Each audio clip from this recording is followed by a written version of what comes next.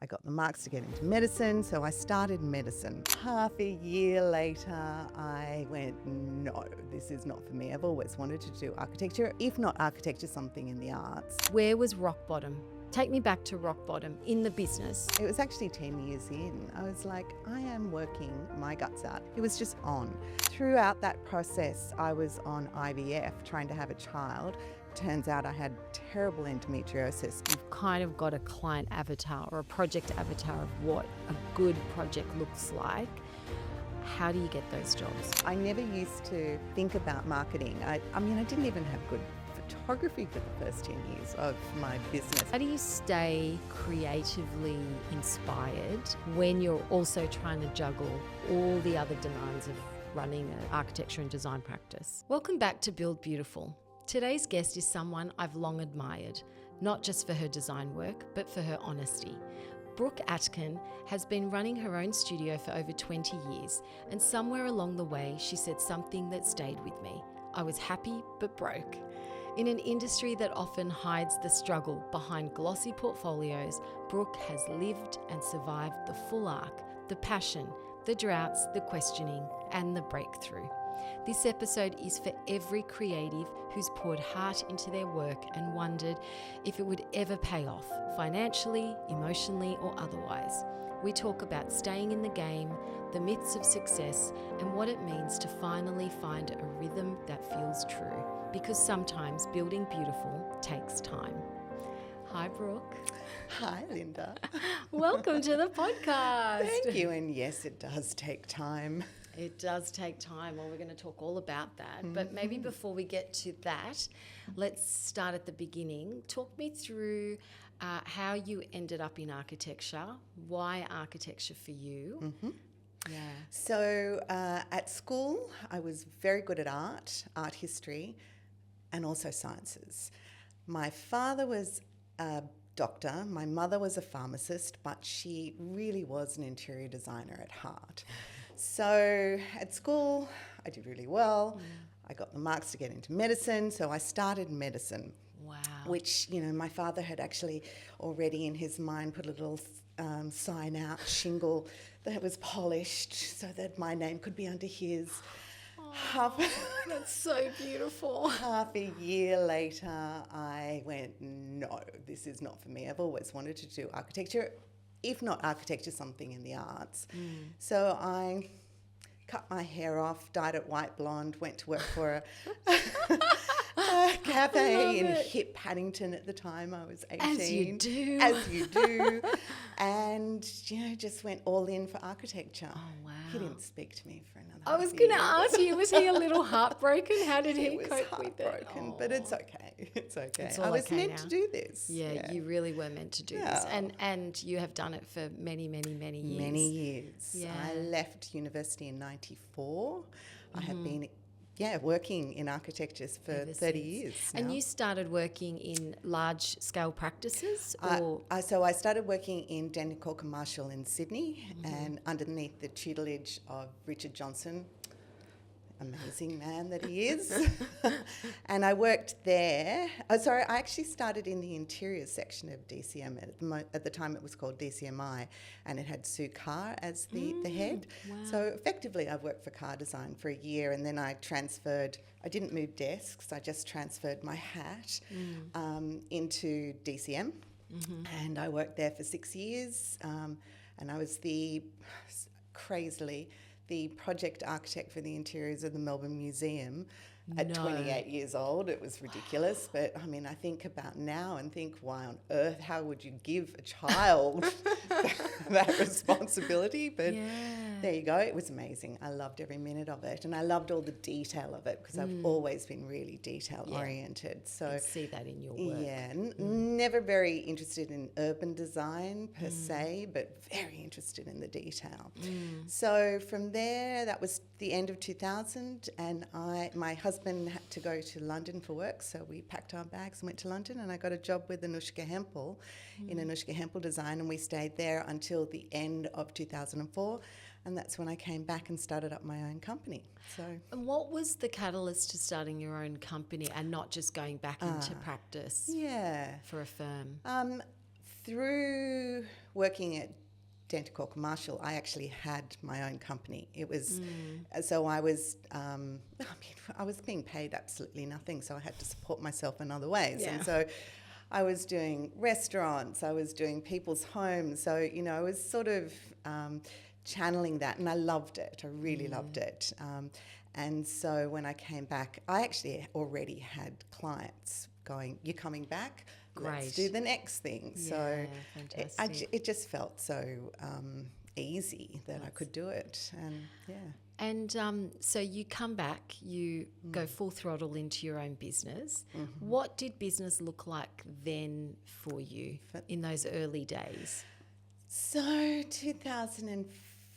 October 2004 is when I started my own business. 2005 got very much into it. And I think by then I had so much work that I could bring on extra staff.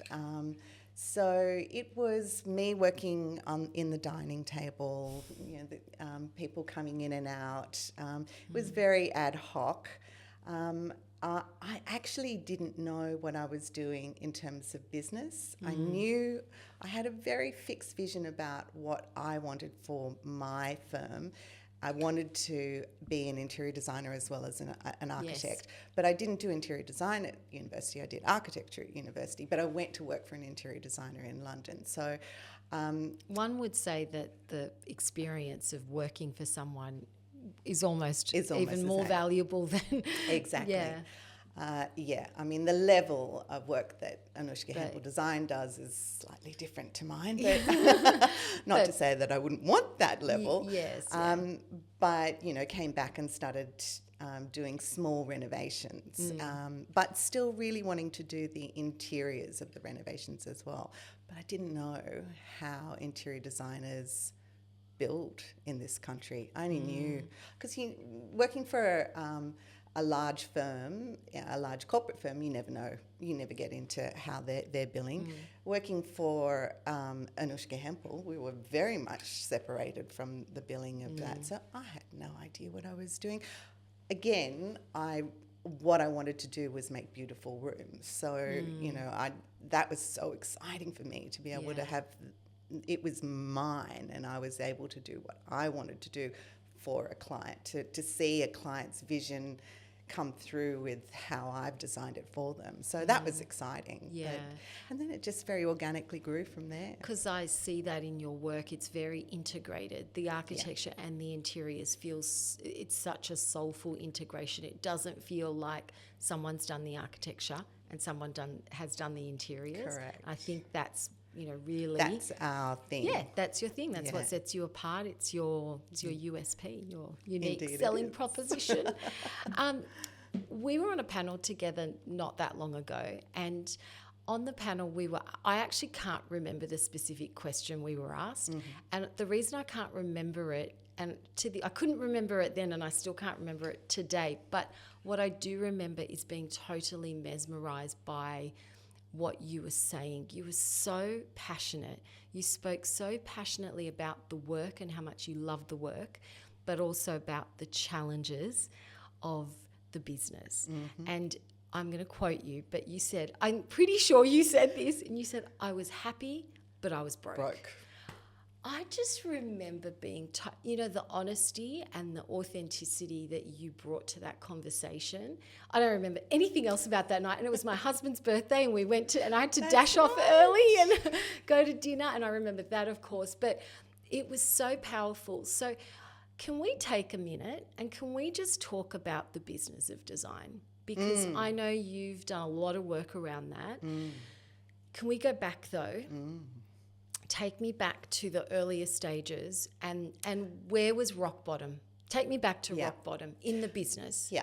So I guess when you are, I didn't actually have payroll for almost 7-8 years. I just had people that I would pay, many people that I would pay as hourly rates, or they were all contractors. So I didn't have to think about, I've got to make payroll this month. Yes, yeah. So, but at some point I was like, It was actually 10 years in. I was like, I am working my guts out. I do not stop working on weekends. I just work. I can't go on holidays without knowing that I've got to be on call at all times. It was just on. And I was tired. I was so tired. I had just built my house in Alexandria, and I had gone owner builder on that as well. And that's a lot. That'd break anybody. Absolutely exhausted. Yeah. Also, throughout that process, I was on IVF trying to have a child. Turns out I had terrible endometriosis, but I had no idea because I have a very high pain threshold, and I just work through it. So nothing ever really said to me, oh, there was something terribly wrong. Yeah. But I was being pumped full of drugs, and I built my house, and I just thought, oh my God, what am I doing here? Not that I didn't mind not being pregnant. It wasn't my be all and end all. It was just I was so exhausted from all of the drugs. And how did that go? No. It was difficult. Yes, it was meant to be. I love my life, and I actually probably, I don't know why I spent so many years trying for that.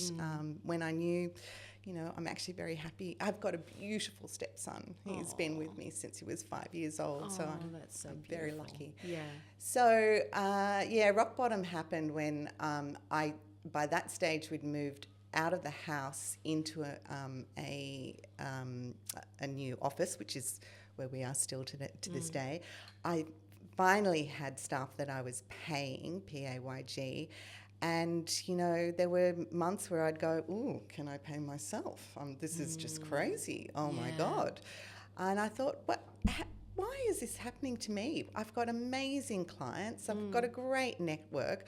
I think I do pretty good work. So why can I not just make this business work? Yeah. And this is when podcasts just started being a thing. Yeah. And I just thought, either I shut up business and go work for a big firm again, which I actually had been really contemplating, because I felt like a failure that I wasn't able to support. Well, I was supporting my people in PAYG, but I wasn't really supporting myself and my family. Yeah. And I thought, this is ridiculous. Well, it turns out I actually didn't know how interior designers actually build.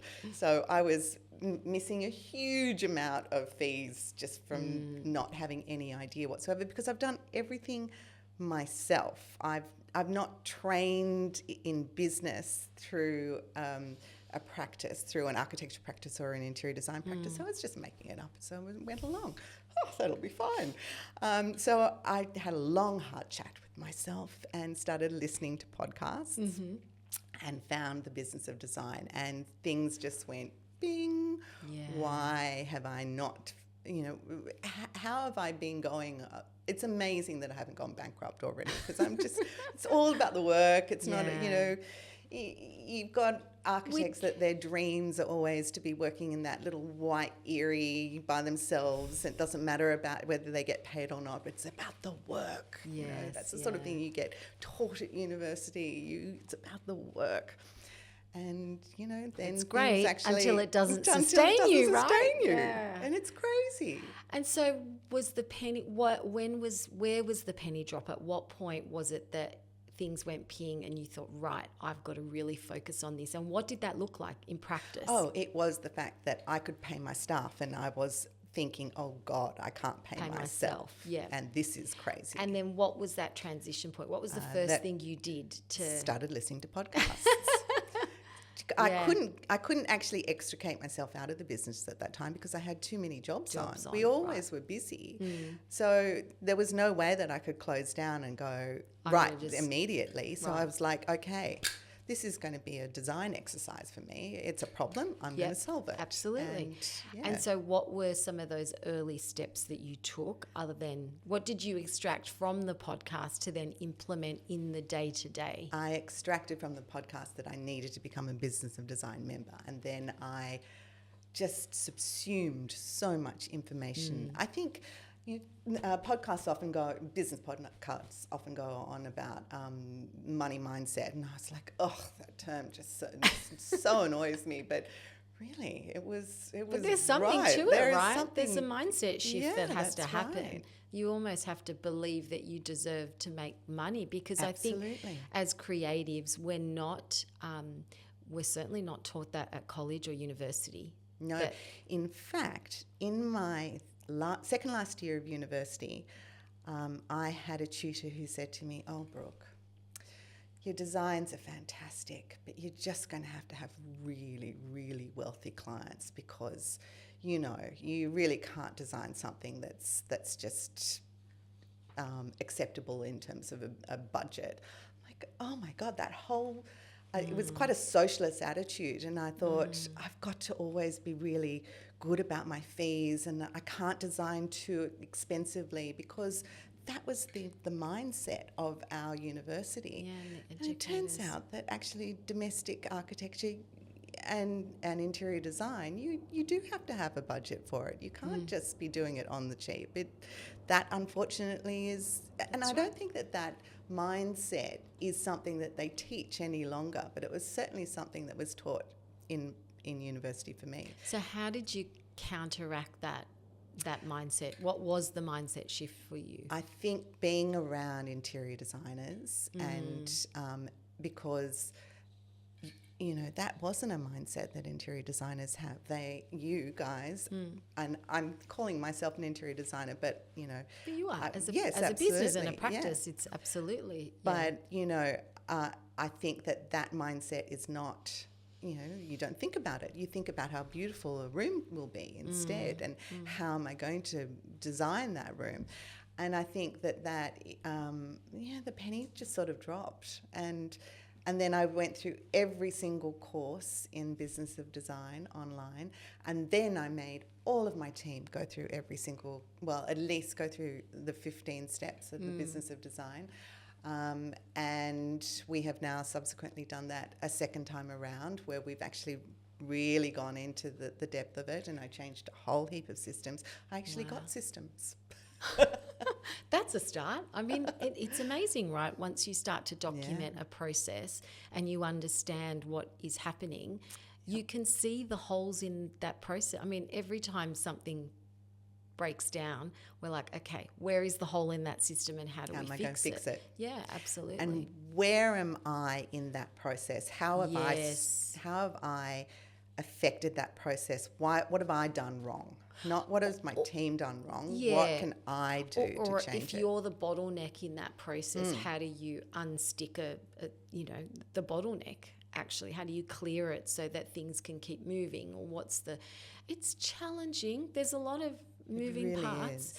And I actually think that first 10 years of business, certainly as an architect, you're learning to do architecture in a region. You're learning, I keep on saying, you learn gutter details. You cannot stop learning, either as an architect or an interior designer, the details, the documentation, the what's out there, the new, everything there's so much information. It is such a wealth of information that you have to constantly, just the fire hose of information you've got to turn on. So where in that do you have time to actually learn how to run a business? There is the issue. You've got to actually have some runs on the board, I think. You've got to be able to do architecture or do interior design before you actually can, at least a few years in, really understand how to take time out to really understand your business. Absolutely, and understand the process. You've had to have run it a few times to really then understand what it is, because it's all well and good to learn these things at college, university, whatever it is, until you've actually lived through it and run a whole process. You just don't know what you don't know. I say you're building the car as you drive it. Indeed. So now you're driving the car, it's built. Tell me about... The jalopy. It's got a few things falling off the back of it. Oh, don't worry. We're all in the same boat.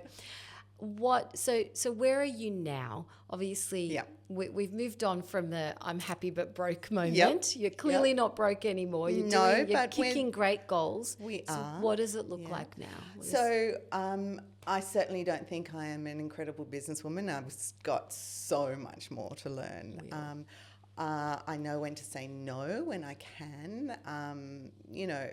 I certainly think that we're 21 years into Brooke Aitken Design, and we've got another 19 to go, and that'll be 40 years. I love how prescriptive that is. Like that is, I've never even thought about it like that. But wow, so 19 years to go. We're on the top of the hill, just well, maybe we're just going to go plateauing. Yeah, there might be a few bumps. So I feel like the last 20 years I've really trying to work on beautiful things that we can be proud of, that we can really, showcase and say, this is what we've done.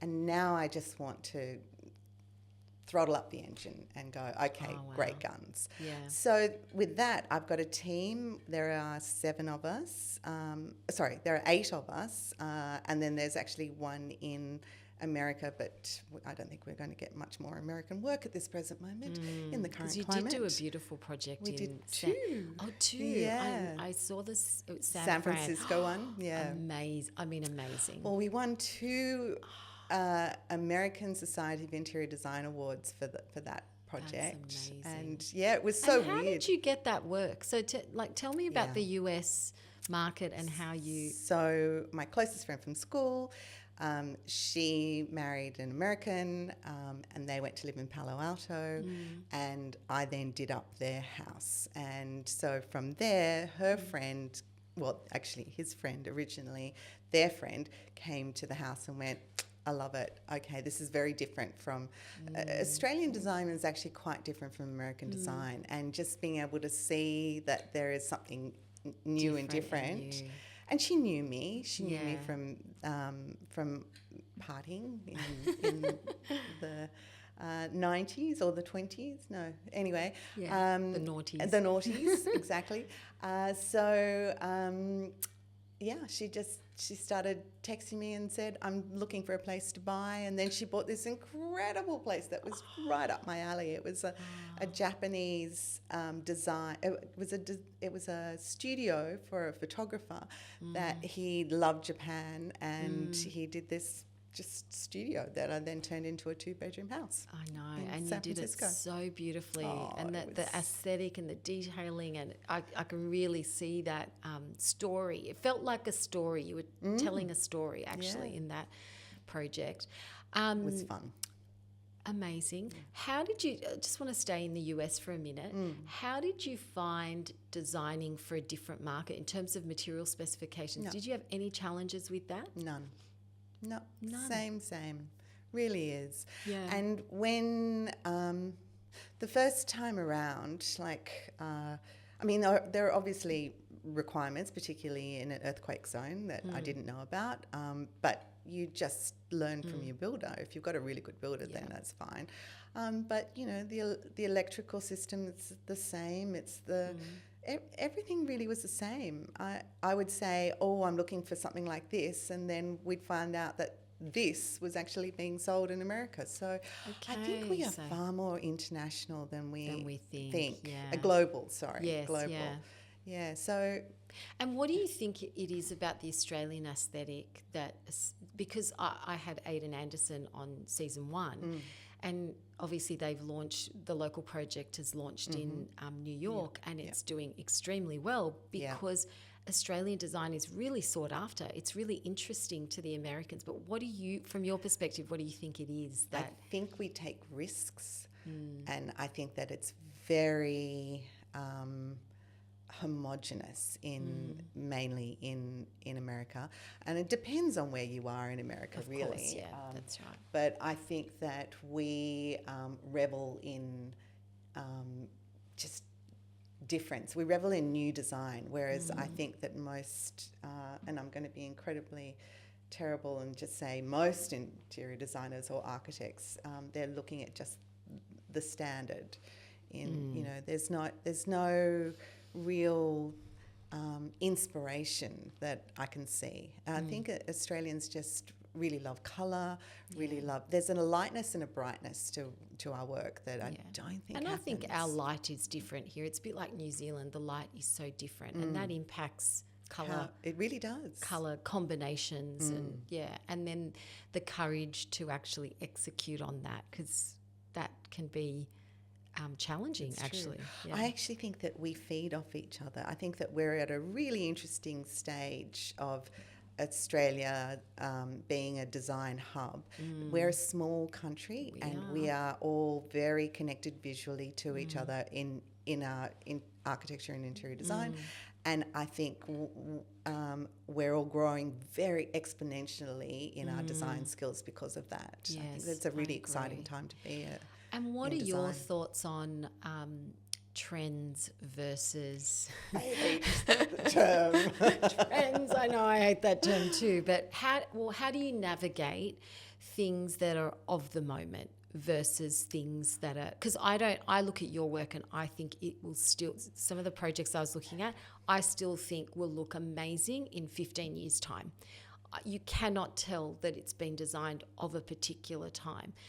But we'll open up, you know, a local magazine and you can see there is a rhythm and a language. And I think that in 5 years we'll look back at some of that work and go, it was of that time. Yeah. So how do you and your team members approach that? Totally. Yeah. I mean, like millennial-pink just does my head in. Is that the name of it? I didn't even know that. I think so. As I call it. Yeah. That's what I got on my note. I have always believed that design has to be classic and has to be, you know, incredibly long-lasting. You know, I grew up, in my architectural training was looking at the masters of modernism. So Le Corbusier, Carlo Scarpa, Kahn, all the Japanese architects. I mean, their work, when you go look at it, it's just incredible to this day. So the detailing. Yeah, I think that trends, I just wash your mouth out with soap and water because I hate that. I think our work, we try to do something that is either aligned to the house or the environment that the house is in, or the client, and oftentimes it's both. So, for instance, we do a lot of work in older period-style houses, and we did one just on Centennial Park in Randwick, and it was a heritage-listed building, and I could have been quite calm in how I responded to it, but the clients...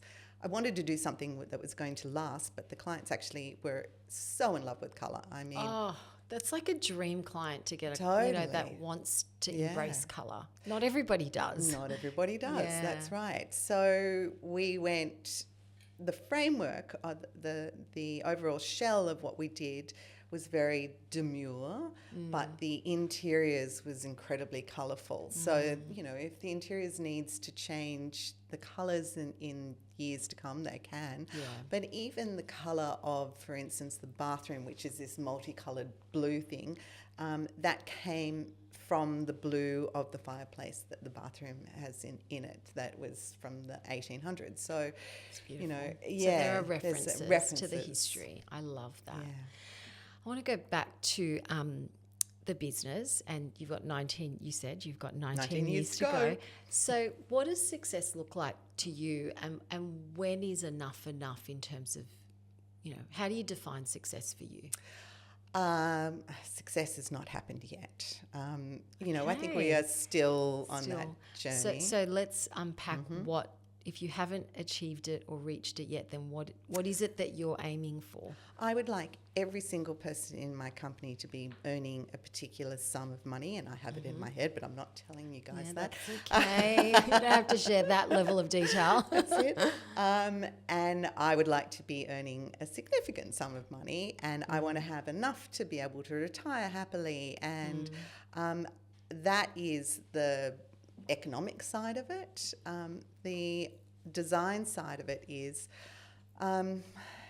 you know, I used to think, I want to be able to have awards, and when you've got awards, you're like, oh, okay, that's fantastic, but you realise that's not it. I want there to be projects that we look back on that we did, 30 years ago and go, it's still beautiful to today. That's success to me. Yeah. So legacy projects. Legacy like really projects, designing for timelessness. Yeah. So unpacking the fact that you've got a financial goal, you clearly have it. Do you then take, and I'm not going to ask you what it is, but do you then take that amount that you're looking to achieve, do you spreadsheet it out and break it down, go backwards and go, okay, in order to achieve this goal, we're going to have to hit these numbers? Do you have... Wouldn't that be wonderful if I did that? Yes, I'm meant to have done that this year. You're doing that when you leave that's today. Right. No, yes. Because it's great to have a goal. Yes. I think it's fantastic to have a goal, but I think it would be a really good exercise to then sort of strip that back and break it up into bite size. And actually we do this. So I'm, as you know, a part of a small group of 8 called the Business of Design Boss Group members for Australia, BOD Boss AUS. And we do every 6 months look at each other's figures in spreadsheeted. In fact, we're going to be doing that. We've partly done it this year and we're doing it again next week. And so we know we're actually looking at each other's figures, but in relationship to how we making our own figures so much better, and what do we need to do for that. So even though I haven't spreadsheeted it, it definitely is in my brain of how many jobs we need this year, what's our pipeline like, how are we getting the pipeline, because we've always got jobs, but we need jobs that really are, step up and step up and step up. Maybe not in size, but in quality, in the amount of money that we can get for a job. So let's talk pipeline then, and sounds like you've kind of got a client avatar or a project avatar of what a good project looks like. Yes. How do you get those jobs? What is your strategy? Because that's a $64 million question that everybody wants to know. So interestingly, I never used to think about marketing. I didn't even have good photography for the first 10 years of my business, which was so stupid because I had great jobs that I'd done, but the photography was so bad that I just can't be showing them. Go back and shoot them. Legacy projects. Legacy project. We actually did shoot one that was 11 years old, and then I was like, oh, this looks like we've done it yesterday. This is great.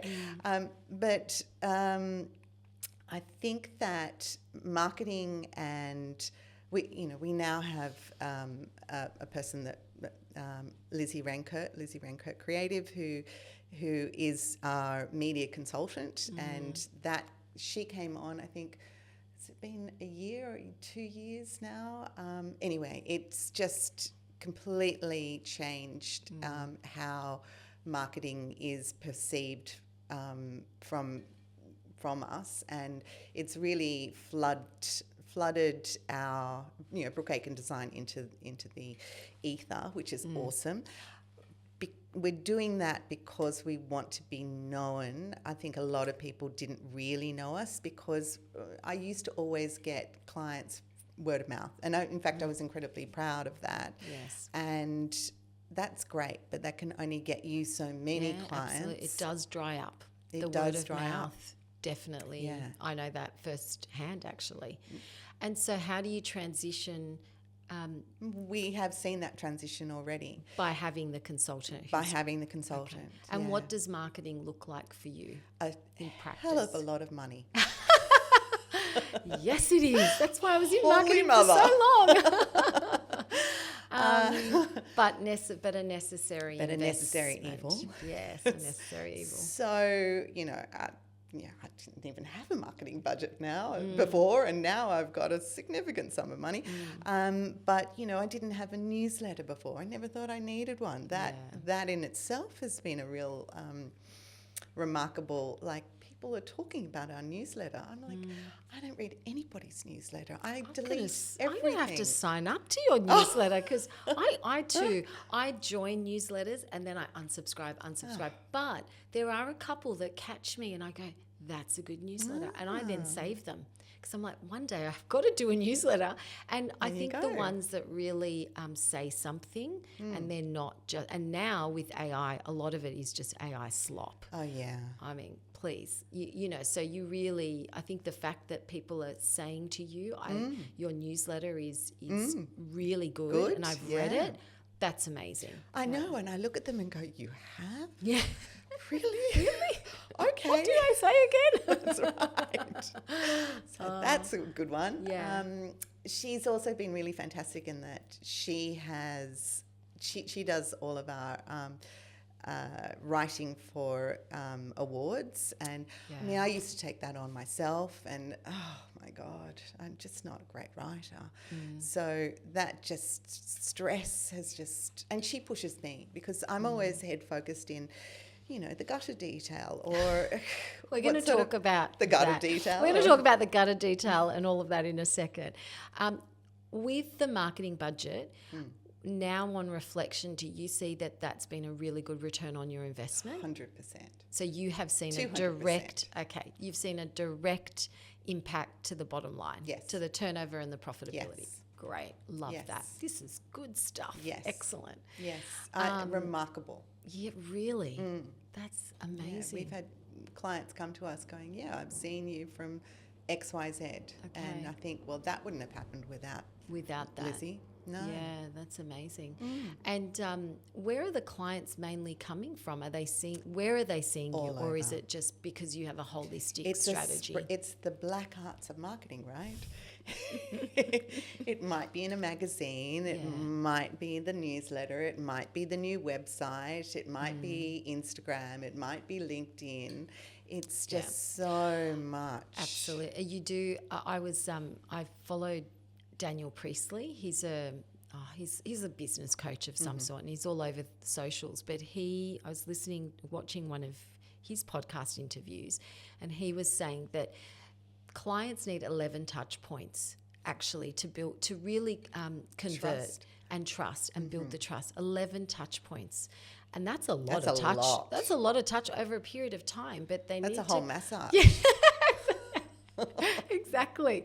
But you are trying to build trust and credibility. So if they're seeing you in a lot of different places, then that's exactly, it's speaking to your point. And trust is so important because they're giving over an unbelievable amount of money, and so they need to trust that you've got their best interests at heart. Absolutely. And they can see a vision for them that is going to make them want to go, honey, I'm home. Yeah, absolutely. And trust is, you as designers or architects, you have to build it. Once you have the connection and they've walked through the door and they're your client, you have to build it quickly, actually, and then take them on the journey. And that is that is something that you have to have innate with you. You've got to be a salesman. Absolutely. Yeah. Absolutely. And have a lot of humour. And a lot of humour, that's right. But we are salespeople at the end of the day. I think creatives generally think it's very crude to talk about money, and we have money issues, but we are sales. We're selling a design. We're selling. We're justifying the value of a material selection or a design or whatever it is, but we are having to sell. We're selling a dream at the end of the day. We're selling a dream, and we're selling ourselves that we can make that dream. Yeah, absolutely. And the conviction you need to have. Yeah. So were there any points in the journey where you felt wobbly on your feet and you felt like you couldn't sell? Or do you think that comes quite naturally? I think that comes naturally to me. There is... quite early on, it was awful. I hadn't got registered as an architect yet at the time, and I had these clients that had beautiful site overlooking a bay. I won't say which bay. And I had designed an extension, and I had said, your budget is way too small. There's no way that we can build for this. And they said, well, we'll just keep on going. And then finally we had a QS on board, and of course it was 3 times the price. And I'd said, it's going to be 3 times the price. And then they thought that I had been, what's the word for it? Untruthful, which was entirely not the case. But they were just so shocked that Sydney would be this. And think about it now. That was well pre-COVID. Yeah. And so they tried to get me disbarred from the Institute of Architects, which was just so unbelievable. And, you know, if I had known now what I know now, yes, I would have just gone, dudes. Yeah. Well, actually, I probably wouldn't have taken on the job in the first place because were there red flags? System, there were red flags. And do you know what they built for actually even 3 times the cost of what my building was going to cost in the end. So they just needed to be taken on a journey. But I was too young at that time to go, actually, I need to stand in my space and say, you are wrong. This is wrong. Instead, I just went, oh, okay, I'm not going to fight it. They can't disbar me from the Institute of Architects. This is ridiculous. But I just withdrew. And so I lost lots of money and thought, okay, that's a learning curve. Now I'd be like, no way. No. Yeah. So do you look back at that time and do you think it was almost like a necessary evil?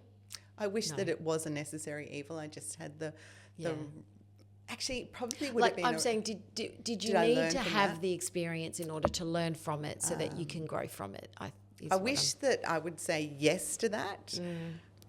What I needed was more time. I didn't time as in experience. Experience, okay. Yeah. I didn't need to have them at that point, but the design was beautiful. I'm sure it was. Yeah. Anyway. But you picked yourself up and you kept going, so you're here now. Indeed. Stick it. That's right. Okay, let's talk about your studio, because when we spoke, you spoke so beautifully about your team, and your sister sits alongside you. She's also an architect and she works... Actually, she went through registration exam yesterday and we think she's passed. Oh, fantastic. At 52 years old. So but she didn't need to be because she's working underneath me. So she went back, architecture, or she's always been an architect? She's always been a graduate of architecture is I think what you call it. Yes. But she never did the registration process because she had children and blah, blah, blah, yes. you know. And life. Yeah. And why do you need to when your sister is the registered architect? Of course, you don't need to if you're working in a firm. But finally, she and my other amazing young new architect, Ren, they did it together. And we know Ren passed yesterday, so we think that Sam will find out today. Oh, well, I hope you're drinking champagne tonight. We will be, I'm sure. Well done.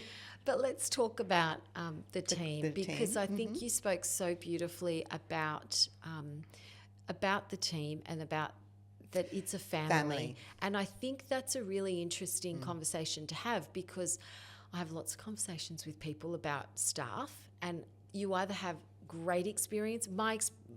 From my experience having the many conversations, what I find is either you're having a wonderful experience with your team or it's super challenging. And I don't find it, there's nothing in between, but you're having a wonderful experience because they feel like family. So let's talk about that and tell me. So my sister Sam has been there for many, many years. And then Lisa is another graduate of architecture who actually went through university with me, and she's a sister from another mother. And then Melissa is another sister from another mother who I met in Tokyo in 92, and Lucy's our bookkeeper. I went to school with her. And then There is Vivian and Ren. They both came to me straight out of university. Vivian's now been with me. She's into her 11th year and she is just remarkable. And Ren is now 4 years in, I think, and now an architect. Yeah. And Lucas, who is another friend from university. He is connected to her by family. So there's always been somebody in the office that we have known of, that person that, so we employ them because they're part of some group that we know of, other than Ren and Vivian. And I think it's a very small firm. We work in a small space. We need people that really, want to be like us, because if there's a person that just doesn't fit in the room, it's not going to work. Have you had that? Have you had someone in the team? We did have one, and they didn't last that long. But yeah, everybody else is just we actually have a WhatsApp group that's the BA Design alumni. So those that have left have gone on to different things, that we've still connected with them. That says a lot, right? That's amazing. Yeah. And what's your role in the business? Obviously, you're the principal. Yeah. How does the work get disseminated amongst the team? I'm a benevolent dictator. Are you? I love it. So I am the face. Sometimes work comes in from somebody else, like Sam or Lisa, but I'm always the person that I'll always be at design meetings. So I say to the clients, you'll always have me at those big meetings, but you may not have me through the rest of the process. There'll be a project architect and that person will be the person that runs the job. There's always a WhatsApp group for clients, and I'm always in every single one. There's always a WhatsApp group for builders as well. So we've got multiple WhatsApp groups. It does my head in, but it's good. I also get every email that goes out of the business. I get every single email. Whether I read it or not is another matter. But you're across it. I'm across it. So I can see the whole Slack channel as well of every single job. So I do know what's going on in every single job at a high level and sometimes in a very detailed level. So, there are jobs that I will run myself. And are you proud of the fact that your team feels like family? Is that 100%. Because that's the sense that I got when we spoke on the phone. I love my team. I love working with my team. Why work if it's going to be a drag, man? I know. I agree. Life has to be fun, and I don't see that we can make beautiful things if we're so... we've got to enjoy our lives. And so, most of your life you're working. And if you don't love what you're doing and love the people that you are spending so much time with, then stop. Yes. Stop. Do you feel like you learn from them? It's a two-way? Absolutely. Yeah. There is very little design that I do by myself that goes out without anybody seeing it. It is really a group effort. Yeah, and I've made it that way over the years. Because it's not always like that in other practices. No. So I guess it'd be interesting to understand what is working for you, because it's clearly working well. We do, everybody knows roughly what everybody's doing because we are in a small room.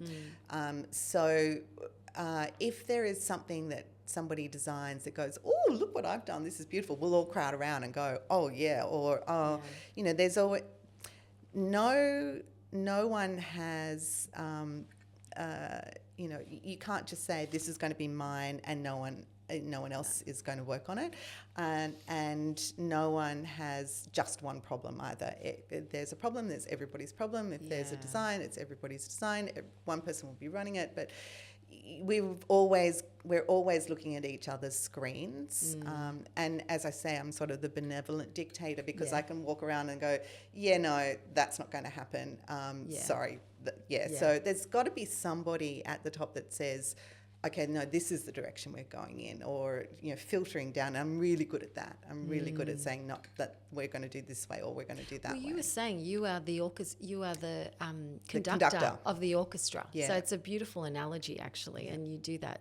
And we do a lot of design charrettes. So the project architect, we'll get to a point in sketch design where the project architect and myself knows what's on the books, and then the whole team will sit at the table and the project architect will explain the design, and then we'll pick it to pieces and go, what if we did this? What if we did that? Da, da, da. Wow. So, and you do that for every project? We do that for every project, yeah. Amazing. So it's quite a flat structure, Very really. flat.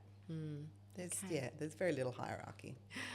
That's good. I think, so I think you get the best out of people when they feel like they're in a safe environment and they're all part of something bigger. You need to, as a leader, I think you have to take people on a journey, and they need to feel like they're part of a bigger story than just doing this small bit. So Absolutely. I think that's wonderful. But they also need to know that if I don't like something, it's not going ahead. Yeah. As much as you can fight Still it. the boss. It's still the boss. That's right. I want to talk about the stretch of being a creative. You talk about wearing many hats, and you have to be across the gutter detail, but you also have to be across the P&L. Talk to me about how you manage the juggle. And you've also got to know what fabric is going to be right in what scenario. Wow. Absolutely, that's right. How do I juggle it? How do you stay, I think, creatively inspired when you're also trying to juggle all the other demands of running a architecture and design practice?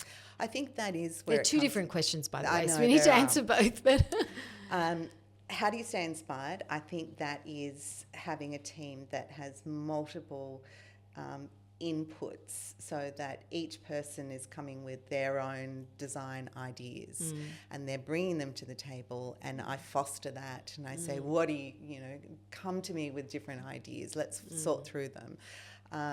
And, it may not be a BA design aesthetic, but then sometimes what is a BA design aesthetic? I actually don't know what a BA design aesthetic is. So, I think that everybody's got to be up for the challenge. You just got to, really be, if you're coming to work for me, you got to be really wanting to bring it. So that's one way of staying inspired. I certainly can't be doing a Instagram scroll every day. That just does my head in. It's a little soul destroying. It's soul destroying. It really is. So no, don't do that. I do love travel, and I just came back from Japan. That's like my happy place, and I think that's one of the most important parts of getting inspiration is going out into the world and finding it. Particularly from Japan. And the second question was, how do I juggle it? How do you balance the juggle of wearing so many hats? 2:00 in the morning. Being awake for an hour. Oh God, I hate those two. I've had a lot of those the last month. It's very annoying. Very annoying. I don't know, actually. I have this propensity for being able to work ridiculously long hours, and now I'm not. Do you still do that? Sometimes. No, daily, no. Okay. Because my team is so good. So, That's amazing. Yeah. I way more rely on my team these days than I used to. So, but that frees you up to do some other more strategic thinking about the business. And I think, where you're at, I would say that's those next 19 years you're going to hit those goals, then you need that space, right? The space and time. Totally.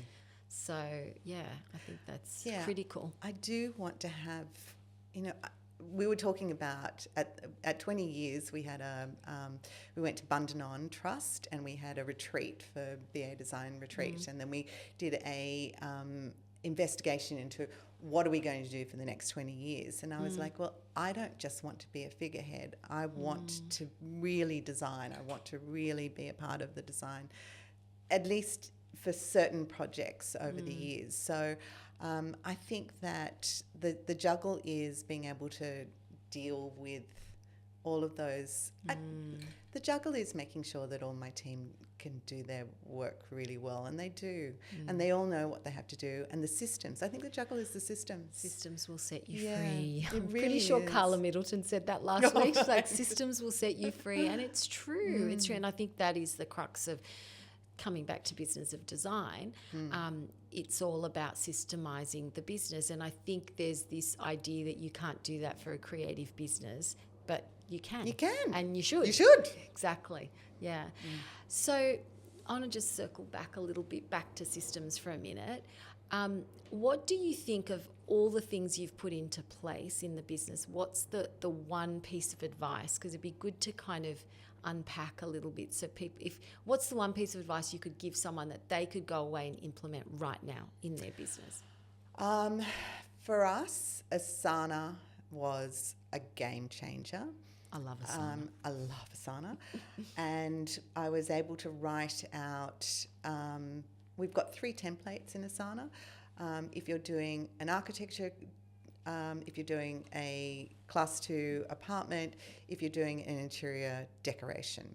And the architecture always has interior design in it. So we've got 3 templates, and if you're doing any one of those 3 projects, then you save that template, and it is like a 101 of how to run the project. Wow. So it reminds you to do a shade, a sun survey, or to make sure that you've not got acid sulfate soils, and to check that your fabric in the curtain isn't linen and it's facing west, because it will fail over time. So many problems that we've come across over the years has found their way into being check this, do this. There is a huge amount of checklists of things, tips for young players that have come into it. And did you build this? Yes. You did it yourself? Yes. Yes. I did that too a few years ago. It's a lot. It's a lot. And we're constantly updating it as well. That's amazing. Yeah, that's so good. Do you also, with your Asana, are you able to track projects? Do you have like a bird's eye view of all the projects and the stages? No. How do you manage? Yeah, it's in my head. It's in your head. I know, it's terrible. Wow, there is a workround. I'll have to show you. You're going to have to show me. Yeah. I haven't used it for a while because we ended up switching to Programmer. And when I moved everything over to Programmer, it didn't have the functionality that it does now. And so we kind of lost out. But I'd built this amazing, way of sort of being able to look at all the projects, all the stages, what was the moving parts, and you could adjust it. So that's a good one. Yes, please. Yes, okay. I've got to try and remember how to do it. But yes, it's a good one.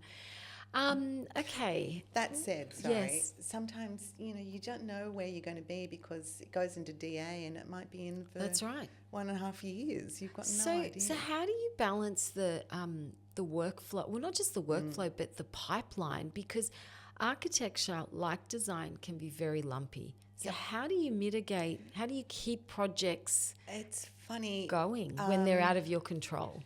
The universe provides, really. And also sometimes I go, okay, guys, we just have to take on 110% because we know that we may not have X, Y, Z in the next 3 months or whatever. So let's just up the ante for a little while.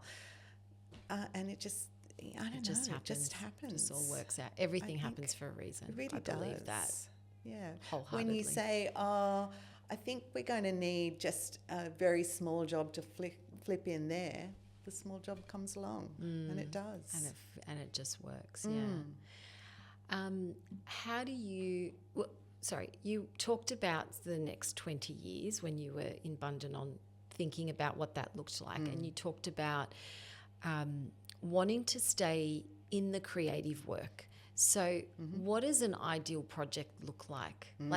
What is that for you? Not for the team, obviously, because you've had to take a mix of projects. But for you personally, what is that?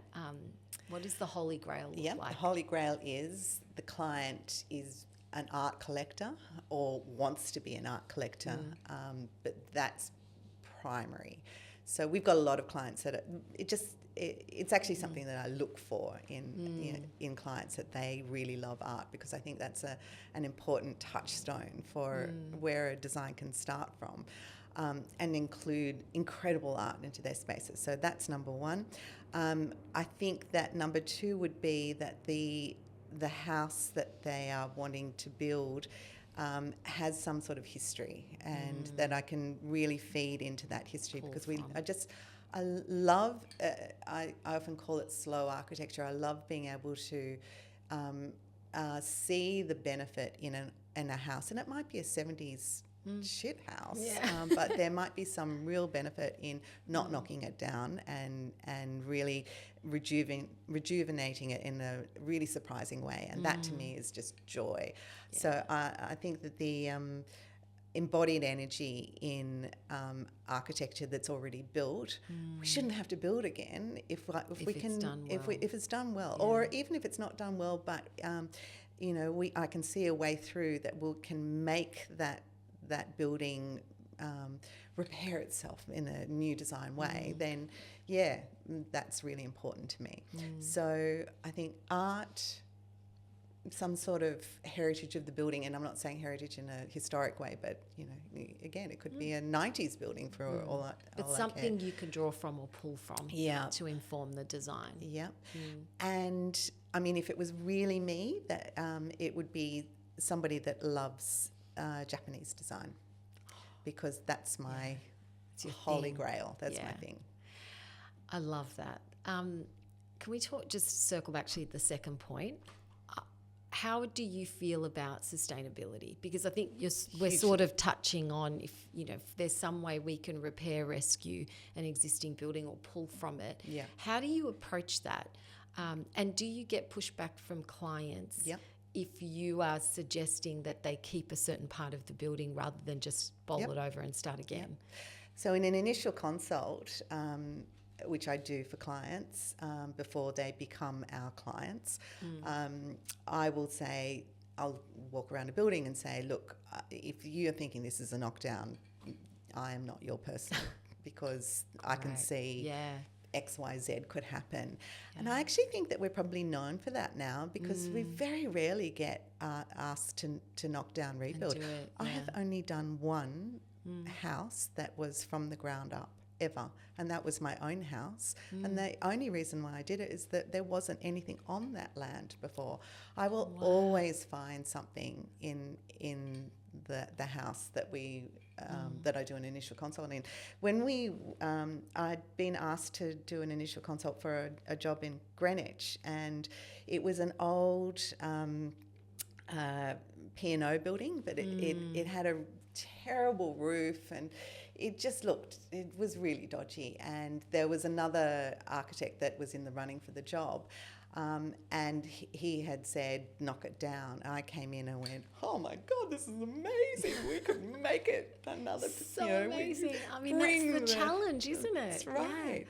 Yeah. And thankfully they went with me, because I just love that house so much. It's become quite a well-known house in Greenwich, and and it really it's the memory of what was there, and I think that people in the area, it's really important for people in the area of a house, the memory of that house. If you're making it better but not knocking it down, and there's some form of it left over, I think that's really important for the environment, the environment that it lives in. Yes, not just for the green environment. Yes, of course. Yeah.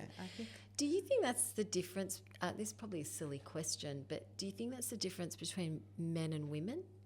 I don't know. Because you said it was a male, and he said knock it down. Yeah. Do you think most most male architects would come in and just go knock it down? I don't know.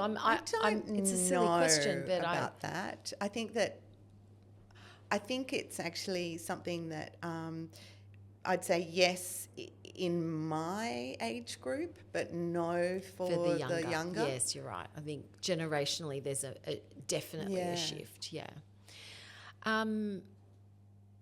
Couple more questions. AI. What are your thoughts on AI? And are you integrating it in the practice? What are you? Yes. So I'm using ChatGPT. I actually went the full $20 a month recently. Yeah. I use it when I'm trying to write something. Actually, I used it the other day to try to write a heritage report. Yeah, statement, which was really incredible. It came up with things that I thought, oh, where did you get that from? I'd been doing research and I couldn't find it. Yeah. So that was great. Yes, I think it's going to be a boon. I don't know enough of it yet. I have joined Fiona Kalaki's AI group. Not that I've actually joined it yet, but I have joined it. So I am going to learn about it. You have to tell me how that goes. Yeah, I will. We just came up to our year's Midjourney, and we haven't used it again. We've stopped that because we don't use Midjourney. But we are using ChatGPT for doing things like throwing in an image of the sofa, throwing in an image of the fabric that we want to use, and then and trying merging to visualize that. And it's amazing, isn't it? It is great. So amazing. That's right. I think I always say with AI, you've got to be the boss. Yeah. You've got to know the better the quality the input, the better the quality the output. So I think it's really, but it's just interesting talking to different people about how are they using AI? How do you use it in your daily practice? And will you create a process around it? Yes. It's probably still early. I think, in terms of at what point in the design process do you integrate it? Do you, some architects don't like to give 3D renders at all, but now it's almost an expectation by people. We do everything in 3D and have everything since I started. We design in 3D, and amazing. Now we've got the ability to visualize completely in 3D. But we're not throwing that into an AI package. We're actually doing it ourselves. So we do SketchUp and Enscape. But that means that we can actually test things in 3D really quickly, and it's great. It's imperative. Yeah. I don't know whether AI will help us with that, because we need to be able to see what's under, what are you seeing from underneath the table, or here's the sofa, and what view are you seeing out there? I don't know whether it'll be able to do that. Yeah, but we're at the forefront, right? That's right. It is an exciting time. Yeah, absolutely. We're coming to the end of our conversation. It's been so fantastic. I guess I want to ask you a couple of last questions. If you could go back to your younger self, what's one piece of advice you would give her? Sleep more.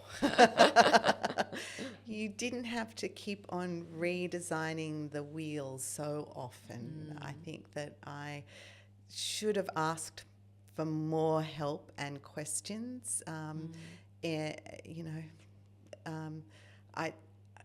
I guess I should have asked questions rather than just learning the hard way by just having problems and then learning from that, and then having the next problem and then learning from that. I have a real propensity for being hit across the face, or being able to put my head against a wall, banging it, and be able to go, okay, I won't be doing that one again. So I think, that's what I would have been telling my younger self. Possibly, working for another firm that actually knew how to do business would have been a good thing, but I didn't go through that. But you also don't know what you don't know, do you? How do you know that they are good at the business side, or that they would share that with you? Yeah, that's right. That's impossible. So yeah. maybe you need to give yourself a little grace on that. But Well, it's so far in the distance now. That's I feel right. so much older. You've experienced. Yeah. And our final signature question for the podcast: what does Build Beautiful mean to you? So when you asked me that the other day, I was like, well, obviously building beautiful is building beautiful architecture and interior design, building beautiful rooms from the inside and out. But really, it's so much more than that. It's building teams. It's building money that you can support your team with. It's building your clients' networking. It's building a place for your clients to feel at home. So it's building a life. That's what it is. So I think that it's not just about building In in the terms of physical the physical sense. sense. It really is building so much of a world around you that you then really love everything that you do. Brooke. Well, I think Linda. you've built beautifully, and honestly, it's such a joy to have gotten to know you, the Same. last couple of years, and your Same. work is so beautiful. As is yours. Oh, thank you. And so it's been such a pleasure to have you on the podcast. Thank you.